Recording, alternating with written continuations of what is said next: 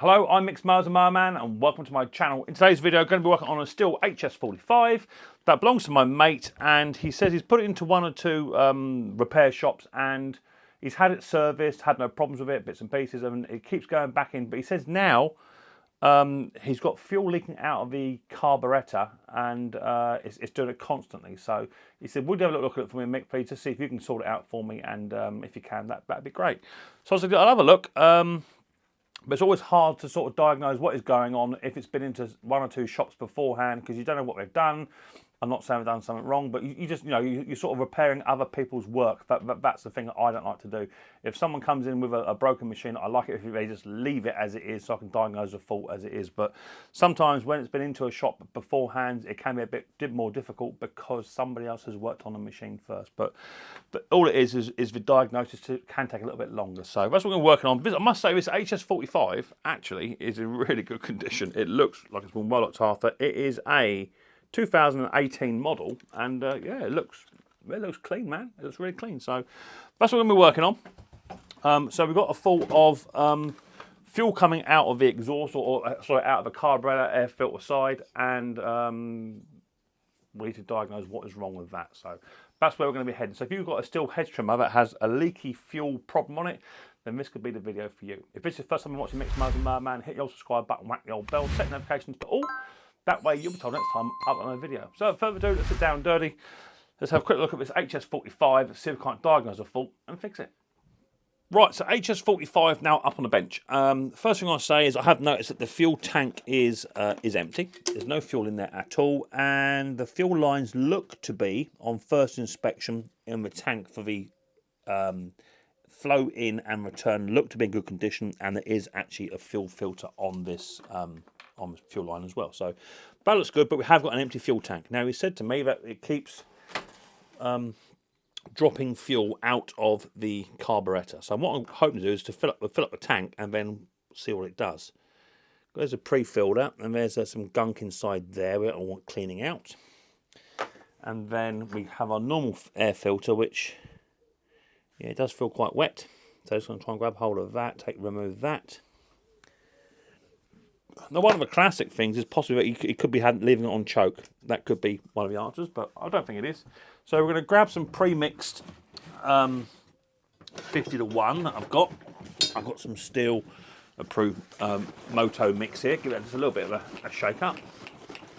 I'm just going to put a little bit in just to see if we can't encourage this carburetor to do a bit of leaking, and then we can then sort of diagnose it going forward. As I say, it's always difficult to diagnose a piece of machinery if somebody else has worked on it tirelessly, and it keeps on coming back with some fault. So just going to clear my funnel out because I don't want to be introducing any more dirt than what was already in here. And if we can put some fuel in and get it to do its thing, then yeah, brilliant. And we'll see how we get on. So let's just put a little bit of fuel into the tank. So this is pre-made 51 mix. I'll fill up to about halfway. Now it may not do it straight away. You may have to sit and wait for the machine. You may have to do a bit of testing to see if it does it when the fuel cap is turned on. Sorry, fuel cap is done up. So I'm going to wipe the surface clean first. Now, bearing in mind there is no fuel in here, so we may have to prime the bulb as well. There you go. So straight away, I'm noticing. Let me just bring you guys and girls down a bit just so you can see what's going on. So straight away, I prime that bowl up, and I can see fuel. I don't know if you can see it, but I just saw a load of fuel just get dumped straight out of there. Yeah, there it is there. I can see it. It's coming from inside the throat. Yeah, see how wet it is now? That wasn't that wet a minute ago. I'm going to dry it again, best we can.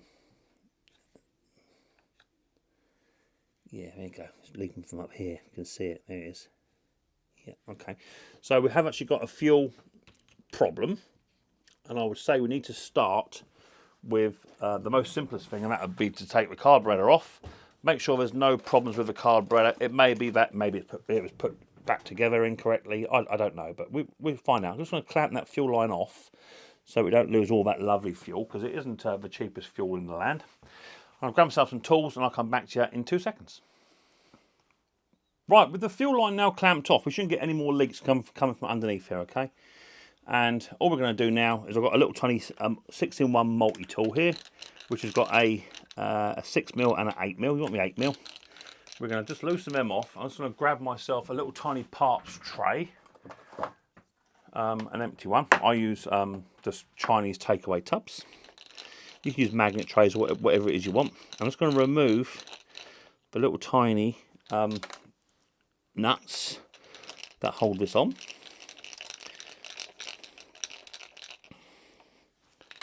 Take those off. We're going to remove this air box. Move it out of the way. Now all I'm going to do now is literally just remove the clamps to try and verify what's happening.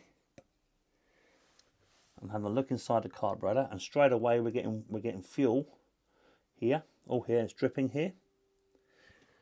So we can see that. That's quite evident.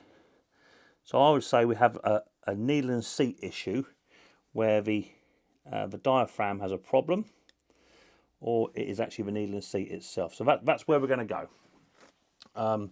We're going to try now to remove this carburetor, so you need to be a bit careful with what you do.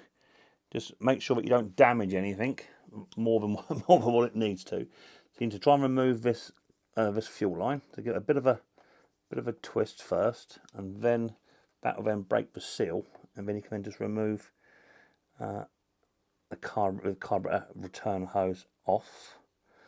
I don't want to be cutting anything if I can help it, but you can't be damaging at the same time.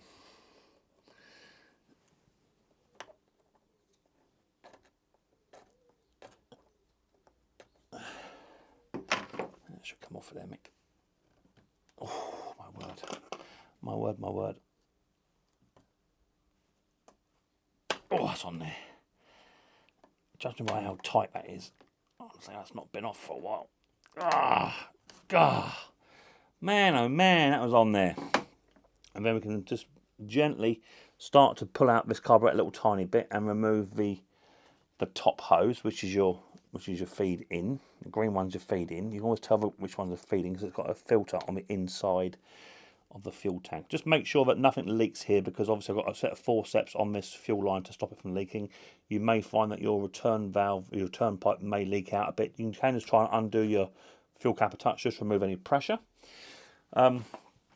Once that's done, we then just move on and remove the throttle line off of this, because obviously there's a throttle connected to it which needs to be disconnected as well. So you've got to tip the hedge trimmer up on its side to do that, and I'll show you how to do that now. Okay, with your hedge trimmer now up on its side, all you've got to do is just get hold of this carburetor butterfly, for a better word. Just get hold of it, and you'll see that the throttle cable will want to come away with it. Just pinch your throttle cable slightly. Just get hold of it.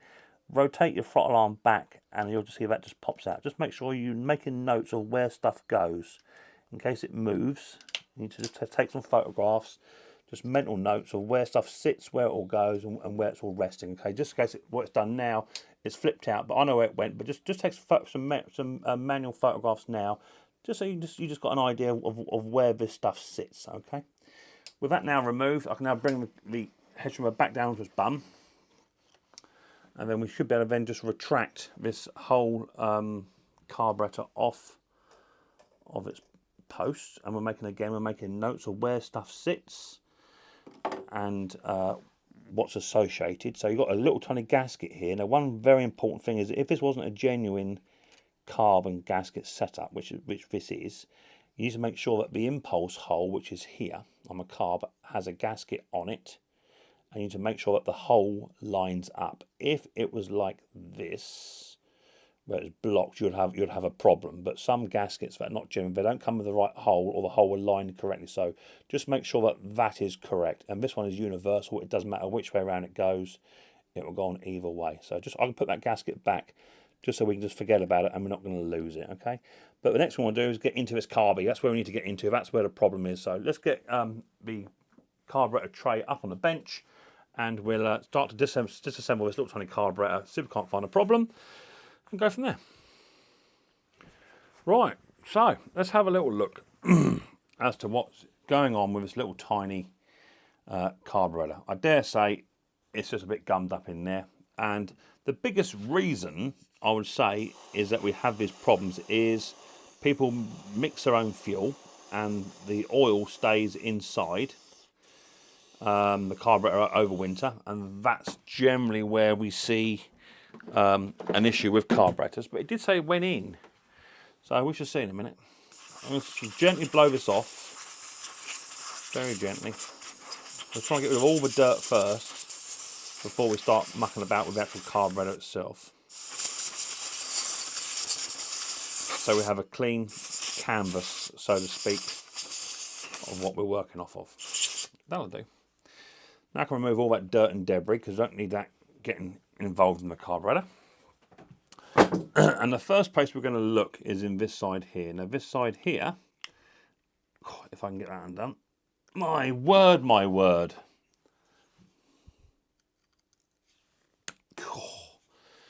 I hung on that. Let's remove here.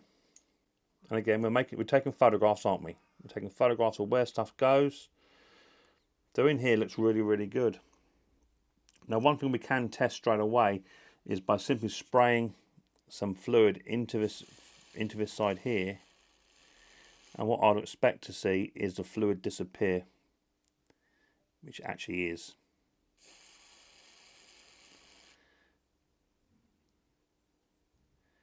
Very slowly. Okay.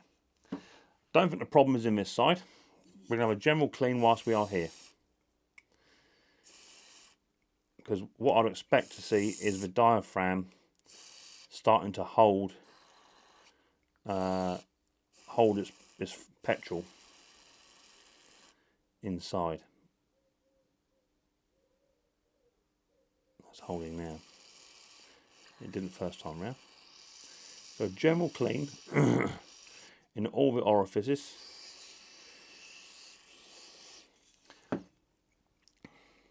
There's no problem here. That's all fine. That looks all good. And we're gonna just fetch that back on where it belongs. The screen looks really, really clean. So I think someone has been in here. So we'll put that little tiny screw back in. I'm just going to do that up relatively well seated, just to hold it in place. I may have to come back into it later on.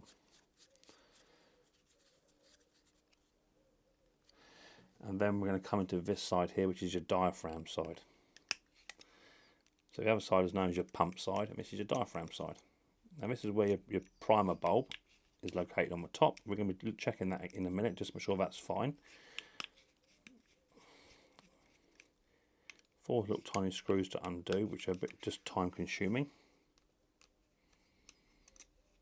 We're going to remove these and put us into our little tiny magnet tray provided, so we don't lose them. Now, the diaphragm's crispy and had it, but it seems to be passing by the needle.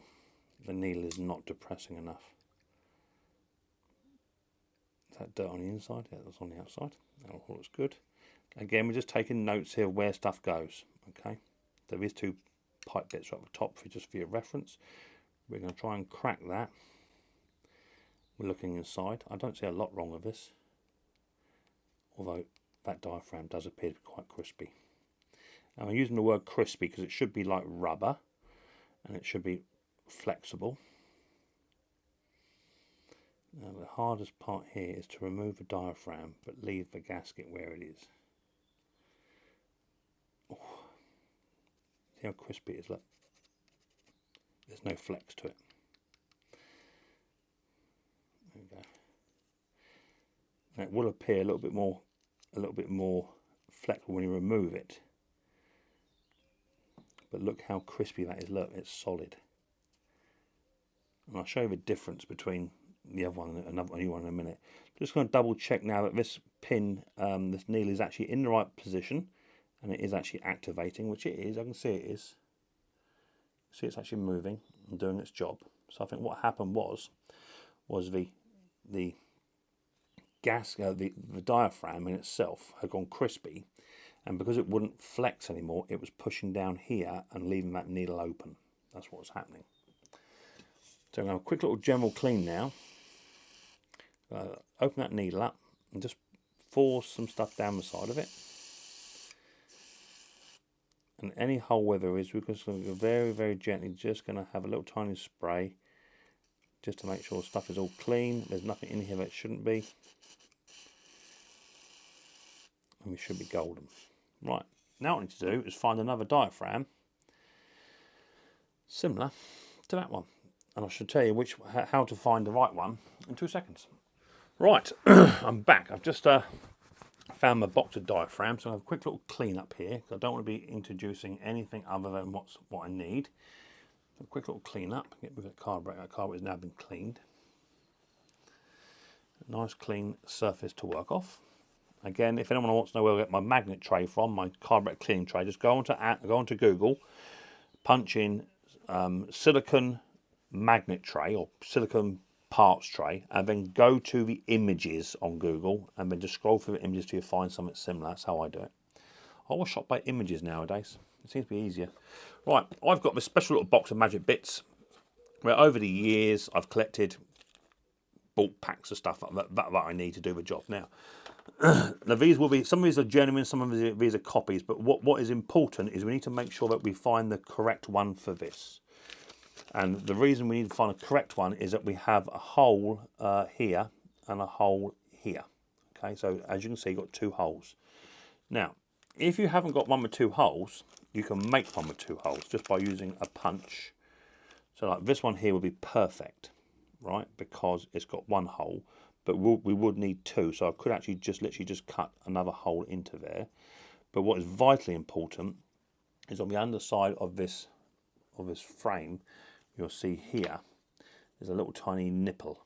Okay, now these have different heights depending on what kit you buy from. Some are like for like, and others are like this. Okay, you see the difference in nipple height. See that? There's a difference. Now what I have done in the past is if this was the right one I needed, but this is too high, I'll just simply, with a very, very fine grinder or a chainsaw file, just file that down to roughly the same height, and I've had very, very good success. So what I'm doing now is I'm looking through my collection of diaphragms, see if I actually have a correct diaphragm for it. Now, if I don't have one, what I can do is I can make one, and that may just sound funny to you guys, right? But as I say, I've had very good success with just cutting the right diaphragm. I'm just making sure that the holes are in the right place. So all we have to do here is make sure these line up. Now that hole there, that lines up there, but it doesn't line up with that hole down there. So in fact, that's not the right one. I just kind of need to go through. Let me find the right one, and I'll come back to you once I've found it. Okay, so I am back. Now, I've been on a bit of a hunting spree to try and find a replacement diaphragm. I've been down to my local Stihl operator, D&M Chainsaws. Been down there. They actually didn't have one. He brought out his entire box of diaphragms. Didn't have one. Been to see my mate Dougie. Didn't have one. Again, had everything but. Now this diaphragm I've got here, it needs a hole at the top and a hole at the bottom. Okay, and in a box here, this says FS40, 50, and 70 carb. There's a brand new carburetor in here. There is there. And inside there was a diaphragm with a hole at the bottom and a hole at the top and a low nipple. So I've ordered some up anyway, so I've got some coming. And I've actually got one I can get on and do this job. Now this diaphragm, as you see, is pliable. The other one was crispy. L&S Engineering, for one of these, just one of these, just this, £14 plus postage. Amazing. So that goes over there. That fits lovely now. I'm happy with that. And now we can now fit this. Remember what we said about the pipes? The pipes have got to be up the top, didn't I? Yeah, up there like that. And we get a primer bulb, which looks good. That goes on like that. And now hopefully that can all go down together. And what you want to do is, before you put these down, is just poke them through, just so they go through it, and you know that they're actually going through the gasket, the diaphragm, sorry, and not tearing up the diaphragm. So I'm well happy, because this was going to take me another 2 or 3 days to get done. And I know what I'm like, because I just do this as a hobby and it's just an interest to me. I end up putting these bits in the bag, waiting for the parts to turn up, and in between that I'm doing something else. Like yesterday I've been spraying down grinding a deck, an old hated deck, for a bit of a restore project I'm doing, and I'm not losing all the bits. So I like to get these videos done and dusted in one day if I can. But yeah, so in my box of many things, I found a carburetor which has the same diaphragm. So yeah, I'm super happy with that. Super happy. I was already been stuck until, well, today is Friday, so it would have been Monday. It would probably been Tuesday at the earliest before I even got the diaphragms for it. I'm a bit surprised that D&M didn't have them in stock, but he said he had every other thing but, and he's going to have to order some in now. So right, so now that's done, carburetor has been cleaned, isn't it? And a new diaphragm's been put in. Making that lovely noise. Put that to one side.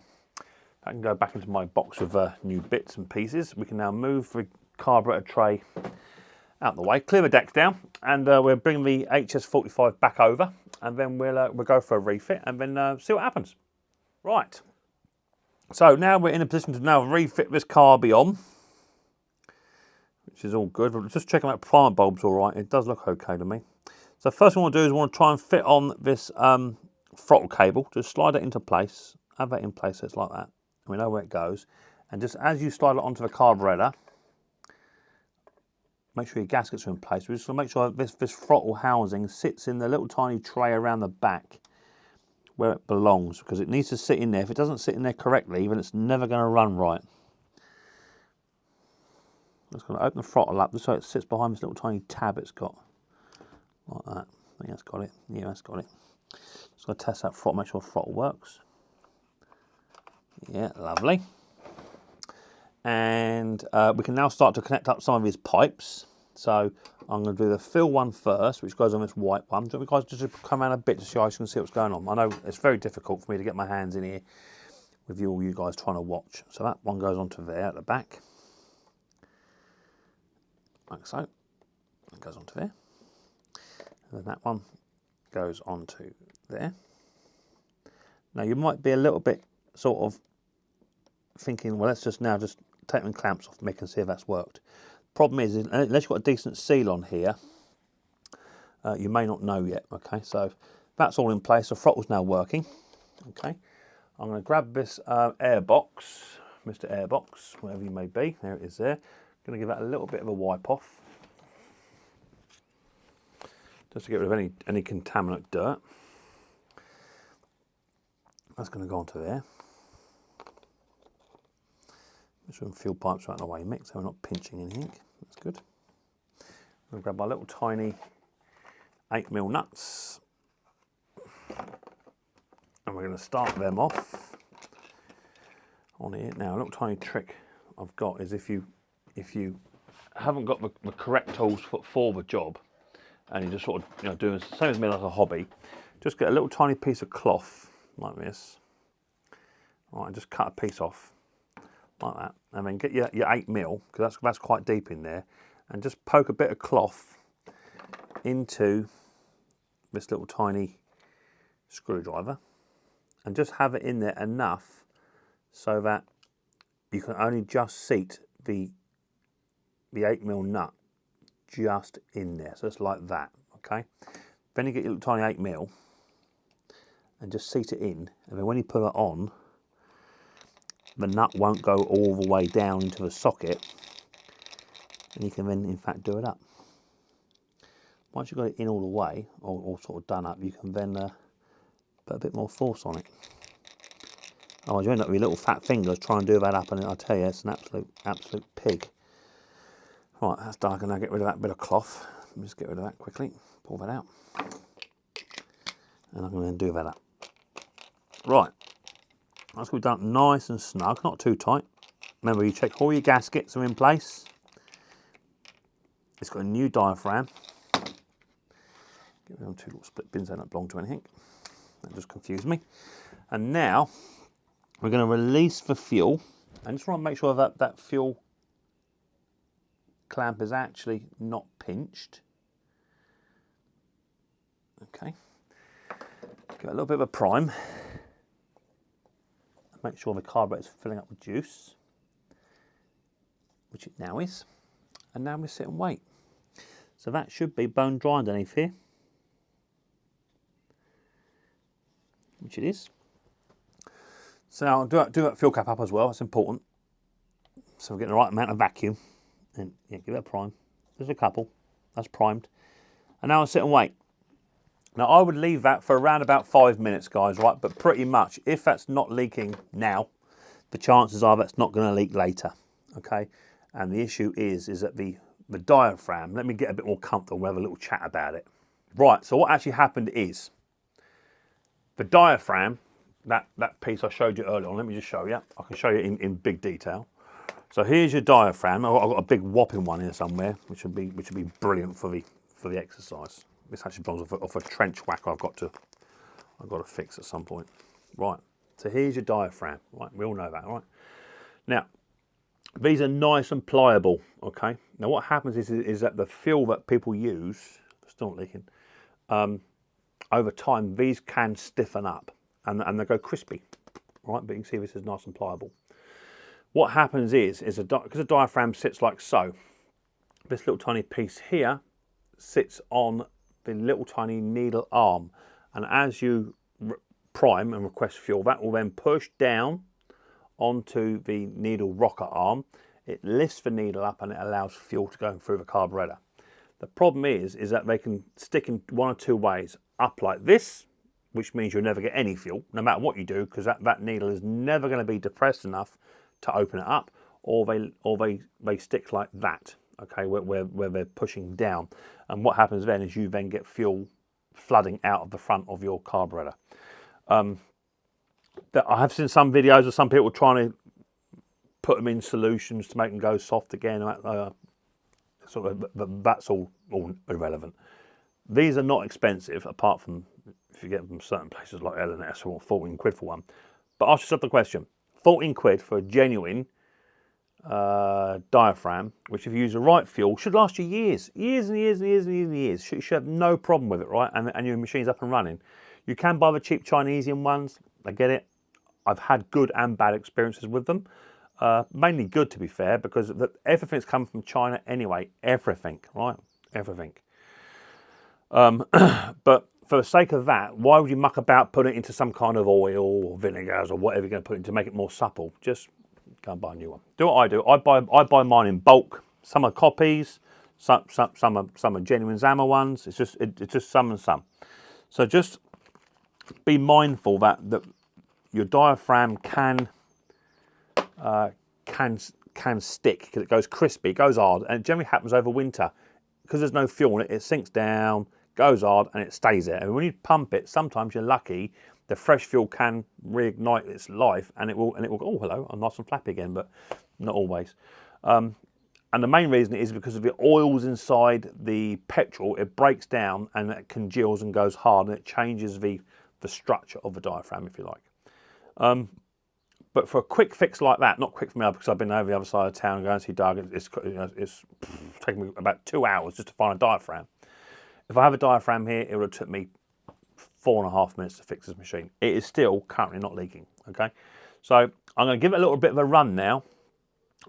Just fire it up, get it nice and warm, give it a few revs, and then what I will then do is leave it overnight. I'll make a little tiny mark with a bit of pencil where the fuel tank is, and then come back in the morning and then see if that fuel level has dropped. If it has dropped, we need to reinvestigate. But I'm 99% confident that the fuel system in this here now, this is where it's leaking from. Just here, you can see it, and now it's absolutely bone dry. Quite lovely. So there's no problems there at all now. Draw a little line just here with a pencil, and then that way you can come back to it in the morning and have a look. But as soon as I put petrol into this machine, because it had no fuel in it, it started to piss out straight away. Once I primed it, it just pissed out everywhere, and it was leaking coming right down here. But as you can see, bone dry. So that there be how you do it. Yeah, Micks Mowers, a 2-stroke king. Yeah, I know. Not. Hope that did help, okay? If it did help, guys or girls, then make sure that you leave me a big thumbs up. Subscribe to the channel and go from there. 2-strokes, lots of people don't like to tackle them. I don't know why. They can be just a bit annoying because just when you think you've sussed it, they cause a few problems. Ask my mate Pete, BR500 Pete. He loves a 2-stroke. In fact, put in the comment section, Pete BR500. He'll appreciate that. And go from there. So yeah, quite simple. And you've got to be more methodical with 2-strokes. You've got to be asking. You've got to be thinking about the combustion side of it, what makes them spark, what makes them tick, what makes them fire, fine tuning, because they are a 2-stroke machine. You've got to be just a bit more methodical. They're not like a lawnmower, and lots of people they don't tackle 2-stroke machines, and some people only tackle 2-stroke machines because they can't do a lawnmower. It's funny, isn't it? But I don't mind having a go at both. So there you go, some information for you there on an HS45 Stihl hedge trimmer that was leaking fuel from the second you put fuel in it, and it's all down to that little tiny metering diaphragm. They don't cost a lot of money, and as long as you you know what machine you've got, you can go and buy these ahead of it. If you buy a machine brand new, you know that you've got a pack of 3, say, or like a pack of 3, don't we? You have a pack of 3 and put them in the cupboard out of the way, and if your machine does start to play up, it's boggy, or it's leaking fuel, or it's being starved of fuel, you know that you can at least investigate that by undoing 4 screws and 2 fuel lines, and away you go, bish bash bosh. There you go. Right, I'm going to let this machine sit on a bit of lunch, and I've got to wait for Riley Boy to come home from school, and then go from there. And my van's playing out. It looks like I might have to get rid of the Micks Mowers mobile. I've got another light come on. The gearbox has nearly had it. It's fallen apart, and I might have to go and get myself a second-hand car just to get me through. So I want to go and buy myself a brand new vehicle if I can. So, but that's another story. We'll go from there. I'm going to bring up my mate Pete. See what he's doing. I bet he's still in bed, lazy little git, and then have a chat with him. Tidy my workshop up and get on with some other jobs. So if this video did help you, as I say, then please do hit the subscribe button, whack the old bell, set notifications to all. Do you know that nearly 85% of my viewers are not subscribed? You might, if you subscribe, you might learn something. You might not. You might think I'm an absolute fool, but I try and do the best I can do with what I've got. I don't manipulate my videos. I just show it how it is. Still not leaking. So that's fixed. Cheers, guys. Thanks for watching. Catch you next time. Micks Mowers and Merman very, very soon. And don't forget, much more importantly, take it easy.